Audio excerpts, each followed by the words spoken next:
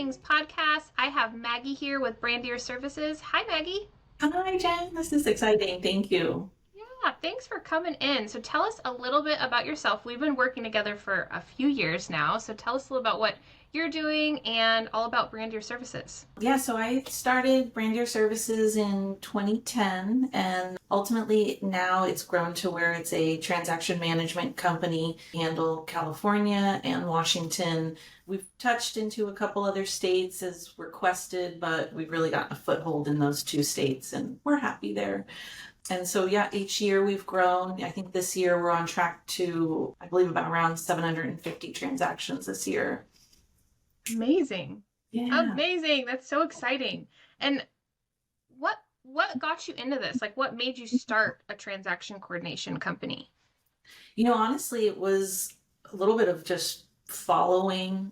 I think I touched on that a little bit in that questionnaire that we sent over, but it was really just like following opportunities that came to me based on skill set that I was kind of naturally inclined toward. I think I'm at an age where computers were coming out as we were kids, and the real estate industry had a little bit more of a lag to adopt that. It's just so difficult to, translate everything into these programs that everything was paper based for so many years.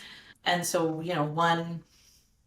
honestly, it started from typing, like being a typist. A no Yeah. joke typing game in, computer lab. People were playing Oregon Trail, and I was playing the game where the letters fell down. So I Yeah. got to be a really fast typist. That took me in. I became a title policy typist, and then next thing I knew, because I understood computer programs way ahead of most of the industry, I kept getting these opportunities to either teach realtors how to use a computer-based transaction management system.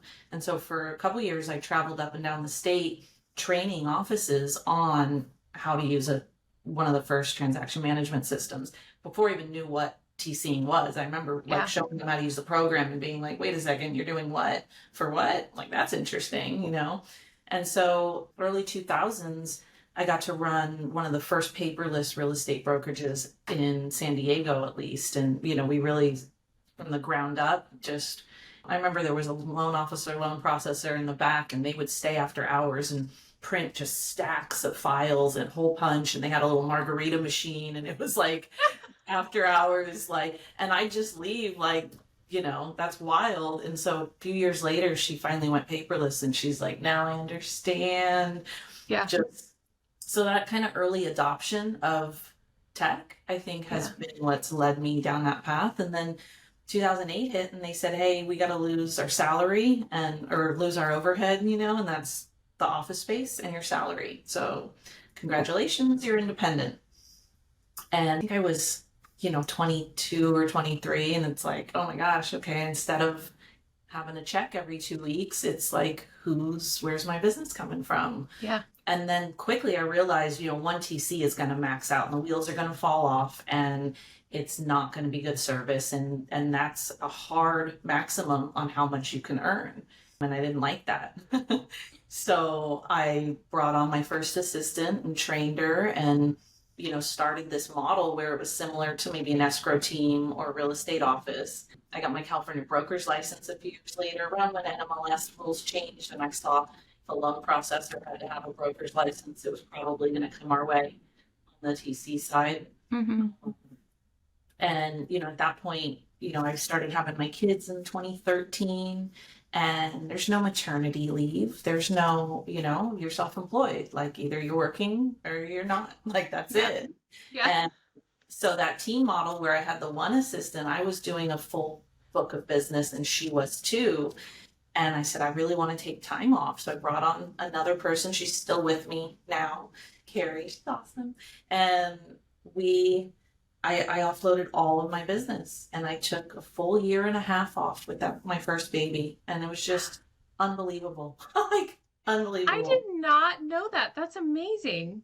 Oh yeah. And that was my big aha. Like, I got chills even thinking about it. That was my moment where I'm like, all of these things, why am I doing this? Why, it wasn't like I set out and said, I'm going to run my own business and this is going to be the industry or the niche. like none of it. It was just, I'm good at something, I enjoy it, and I kept doing it, and these opportunities kept coming. And then next thing I knew, I'm home with my first baby for that time where it was like, it was just amazing. And so that, I think that was when I realized, like, okay, this is what I've been building this whole Mm-hmm. time. Why, Yeah, that was So, complete why. yeah, I mean, that's amazing because it's like you evolved, right? Like you kind of almost fell into it unknowingly and just figured out like I'm really good at this. I can do this. I yeah. mean, how did you feel going from, I feel like we have a lot of agents that are probably listening that they give up their salary job or they're considering giving up their salary job to like go wholeheartedly into selling. Like, how did you make that transition work? How did that make you feel? I think I've always been one that just strives on freedom. And so I was even interested. I had a friend that went into the Coast Guard right after. And I think I have so much respect for the military. I just think with the sacrifice, and it's just so incredible. But I remember thinking, like, oh man, you got to get at this specific hour and do exactly what someone tells you. And like, as much as I knew there were benefits and all of these upsides to that choice, I knew I was just not someone that was going to thrive in in a structured environment that was outside of my own control to that Yeah, degree.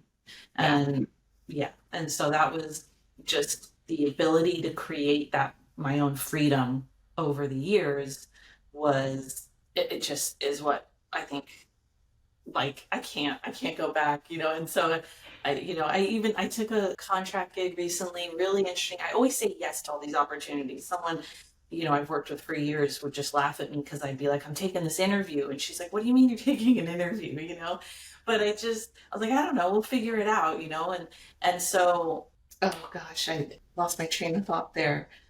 But oh I'm yes, it was a contract gig, and it was really interesting, and I really liked it. It was behind the scenes, doing compliance, auditing for a broker, and I considered it, but it was an employee relationship, and I mm, just knew I couldn't go back to the, like, what time are you taking a lunch, or you yeah. know, do you need to step out? Or I just needed that freedom. So yeah, My husband laughs at me all the time because he's like, "Man, you are so disciplined that you'd make the best employee." But he's like, "But I don't think you could ever go back to it." And I'm like, "Oh, 100%. Like I could not go back to working like a normal 9 to 5." yeah, And it's not that I don't like still show up. Like I'm still here at like 8 a.m. and I still stay until the exact right time. But like something about it, I just can't handle. Oh, we have very similar personalities, Maggie. We know that. So it's like, I don't know if it's just like the telling me what to do or what, but like, I just don't want to have to like answer to anybody. I'm answer to sure. the yeah, Yeah. such a tough judge already. Like, I don't need someone else. I'm really like, I'm a rough boss, and so I can be my own boss. It's okay. Like, Yeah. Yeah. I totally can see that. It's like one of the reasons why I've always told myself I don't think I need a coach to tell me what to do because I'm so hard on my own self that like I'm not sure if I need that extra person yelling at me. 'Cause I'm already yelling at myself. So, I mean, Brandir Services, you said you've taken all these different opportunities as they've come. So, do you think that's kind of like evolved what the offerings that you now have at Brandir? oh, absolutely. In fact, what I saw happening as, my business was growing, and that there's a lot of amazing TCs that were in, whether just the San Diego market or, various markets that we work in repeatedly, and you feel like these ladies, and gentlemen too, but like, the people you're working with over the years. But what I would see is the responses like, no, that's outside our scope, or no, that's not how you submit that. And all these no's that a busy agent was getting was a hurdle for them to have to overcome. And I felt Yeah. like the best thing we could do is find ways that we could consistently say yes to these ad hoc one-off requests.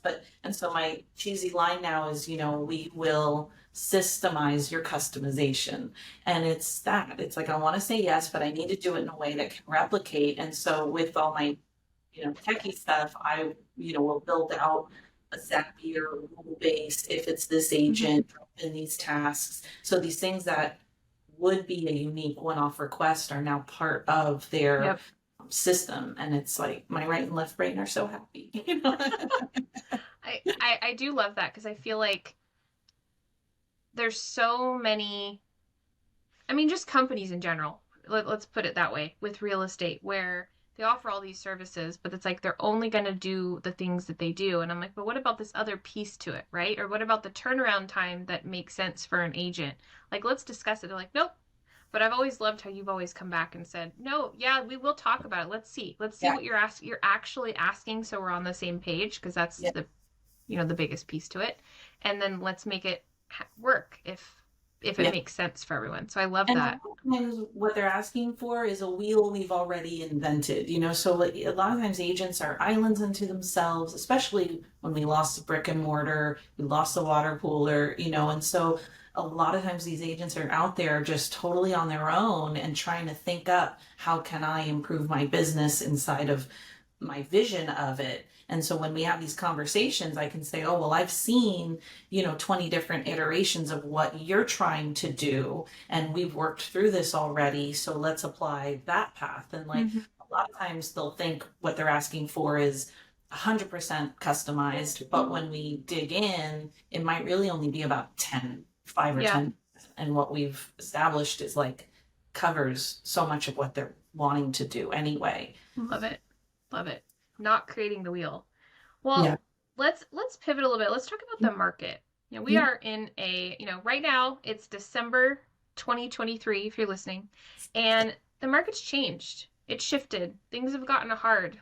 There's lawsuits, there's purchases, there's a lot of stuff going on just in real estate in general right now. So, because you work with so many different brokerages and agents and across different states, like what's some tips that you can give them Yeah. to continue to be successful? Well, I think what's really important right now is, especially if you've only been in the market, while it was easy. And I don't want to say easy because obviously we all know what it took to get an offer accepted. That was not easy. Yeah. So I respect that. Absolutely. But because there was so many more buyers per property, the buyers didn't have a lot of negotiating power. And so it was a take it or leave it situation. Well, now that we're getting into offers where the buyer can negotiate more, they're getting, you know, things might be a little tighter. I mean, the qualification might be closer to the line, right? Your DTIs and everything. And so this is where the transaction itself gets harder. It might have been easier to get it accepted, but from acceptance through close, you're going to probably see more hurdles, more roadblocks than you have been over the last few years. And so this is the time to really get your file tight, to Mm-hmm. make sure that those conversations you're having are reiterated in writing, because emotions get high and now you've got a client that says, well, you told me this was no big deal, or this is where things kind of start to get hairy Yeah. traditionally. And so it's really important to be on top of your purchase agreement, on top of your listing agreement, working those scripts that make sure you know that agreement inside and out, and that you are over communicating what your client is agreeing to. Because if you don't know it well, you're going to try to brush past, some of Yeah. those boilerplate paragraphs. Oh, don't worry about that. That's just arbitration. Yeah. No, let's talk about, you Yeah. know, the, so the stuff that's scary that you feel like you don't know well, dig in until you do. And that way, when you're done with any verbal conversation, just CYA, button yourself up. Just to reiterate, I know we talked about a lot. I want to give it to you in writing again so you have time to mull it over and think of any more questions. Always offer them more opportunities to ask you questions, because that will show, everything we do in compliance comes from the perspective of, if I have to present this in court, how will it look on paper? So you Yeah. can tell a story all day long about how they loved you and they were happy and they had no issues. But if you can't document that, you're going to be in hot water. So, I mean, just really every conversation should be reiterating. You can take your own real-time notes. I mean, it's been proven that in a court case, if you have your own pen log, like the spontaneous notes, that will hold up better than now the stuff has hit the fan and I need to redocument everything that happened, Mm-hmm. that's not as powerful as real-time documentation. So even if you Really? think yourself, like, Yeah. okay, I just talked to them, take notes while you're on the phone, like had this conversation, told them this, send. You've got a date and time stamped record of how that happened. Love that. Yeah. So I do. I love those tips because sometimes when, especially when we get busy, right? We're just moving so fast that there's no way we're thinking we need to document that conversation or we need to like clarify. But I'm especially sure when things are you've going seen well, you tons of know? stuff, yeah, go Yeah. wrong. It's like as things are going great, you just don't think about it. You're like, there's this won't be an issue. Like, yeah, they told us verbally the garage was converted. Everybody's cool with it. No big deal. You move on. Well, it turns out to be a big deal later. Where's your proof that everybody was cool with it? Like, so that's yeah, always look at things from the perspective of if this goes sideways in a year and a half and I have to prove how this went down. Where's my paper trail? Yeah. So I know you're not acting as an agent when you're a transaction coordinator or a transaction manager for these. In these situations, like how are you kind of protecting your clients? Are you coaching them on saying like, are you Oh, calling out some of these oh threads yeah. that you see happening? Are you keeping like records for them? Like what are you doing? So, I mean, that's another reason why a lot of our teams, especially like the broker teams, why they love working with us because I am a broker and I've raised in the mentality of how would my broker feel about that. I'm always looking at it from that perspective. And a lot of one agent to one TC relationship, the TC's like, I got to protect my income, right? I got to protect my agent, and they won't rock the boat. But when I'm working with a team lead or a broker owner, I understand we're trying to protect the whole operation. And Mm-hmm. so if I call, my clients answer the phone because so much of what happens is through email, no problem, got it. But if the phone rings and it's from me, not one of my team members, they're picking up the phone because I'm calling to tell them that either something's wrong with what's on that addendum. I don't think that's what you wanted to say, Did you or read this? yeah, or your email is replying in the tone of voice that you are the seller. We get that a lot, request for repair, and the or the listing agent says, "Oh, we're not going to do that," or "We'll do that," or "I don't want." You're not the seller. Like these emails need to be showing that you are communicating your client's wishes, not your wishes.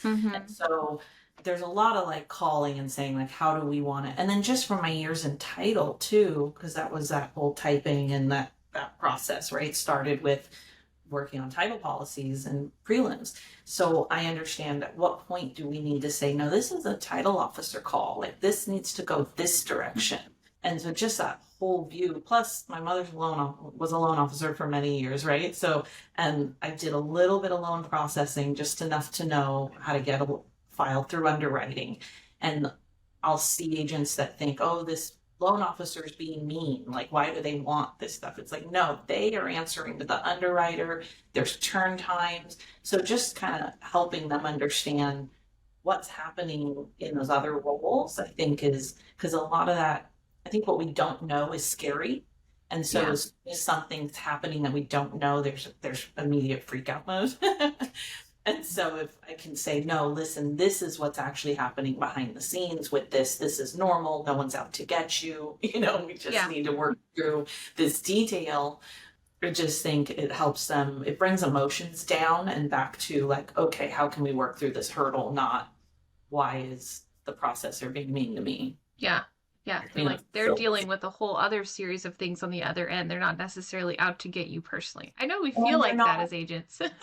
yeah, well, and you don't if you don't realize how far up the chain they're answering to, I mean, then the underwriter is answering to the secondary market. Like it never ends. And so if you don't understand what's happening behind the scenes, you might think like this escrow officer is making this decision or this loan officer is making this decision, but that's not the case. Mhm. Like they're trying to fit your square peg into their round hole, like Yeah. trying to get this to work. Yeah. Awesome. Well, What is a tip that you would give like another business owner as they're trying to kind of find their foothold in their business? That's an awesome question. That's an awesome question. I think, and I tell, occasionally I work with buyers and sellers, and I'll tell them, is this the right time to buy or not? And I say, unless you're an investor, unless this is your business, like do what's best for you and your family. Like make the move you need to make right now, and don't get distracted by the external market.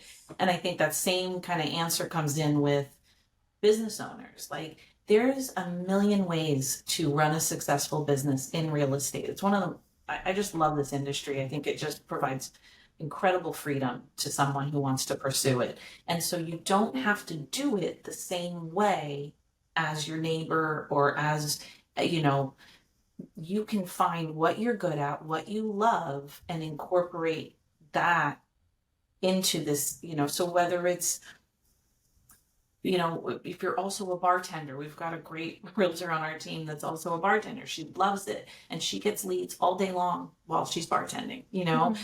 I mean, so there's just so many ways to live your personal life to its fullest and incorporate this industry in a way that it provides you the freedom to live that life. And just, we talked about this a little bit before, but just not everyone has to be a top producer. It's okay. This career, you can make a beautiful earning and have a balance, a true work-life balance. But it's so tempting once you get that ball rolling and business is coming in, it is so tempting to say yes to all of it Mm-hmm. and overextend yourself, and your stress levels go through the roof. And I think learning to say, like, this is how much I really want to bite off, and this is what I want to do with the rest of my life. Because you could be, you know, the absolute top producer and work 150 hours a week. But Yeah. it's not fun. It's not for everybody. I mean, Yeah. there's different reasons to start a business. I mean, for us, a lot of it is kid related, right? Other people might be something different. They might want to travel, but I think that's such a great tip. It's just there's so many shiny objects all over the place. You want to do this, you want to do that. I've got to sell $100 million a year because otherwise I didn't do enough. Well, what did you start for? Like, what Yeah. was the goal when you started? Was it to replace a $40,000 salary, or was it what are you trying to do? Yeah. Because everyone's so different. Exactly. I This is struggle with that myself. Like, yeah. just, especially with over the years, when I started, there really wasn't a competing TC company. I mean, there were independent transaction coordinators, but I don't, I couldn't really think of another Brandir Services at that time. I'm sure it was out there and I just didn't know. But, Mm-hmm. and so now that there's these incredible companies and they're huge, and like, it's very hard not to be like, oh no, I'm blowing it by not still being the best one ever. Like, Mm-hmm. but I'm not, because I've got this balance. I'm picking up my kids after school. Like, we found our groove, and, we're happy where we're at, and that's okay. Like, Awesome. I yeah. love this. Well, Maggie, it was so great you coming and sharing your story with us on the podcast. If anyone wants to get in touch with you, where should they go? We got a website. We kept it easy, brandirservices.com. I'm big on answering my phone, so anywhere that you look for my name, you're going to find my 858 number. And I just say, whether it's an email or a phone call, but I know I'm supposed to be super social media. It exists. I've got 3 little kids. So the best way is probably calling me. Yeah. Amazing. And I'll drop all that in the show notes so everybody has that handy if they want to reach out to you. So thanks Yeah. again, Maggie. We really appreciate your time today, and I'll see you again soon. Okay. Thank you.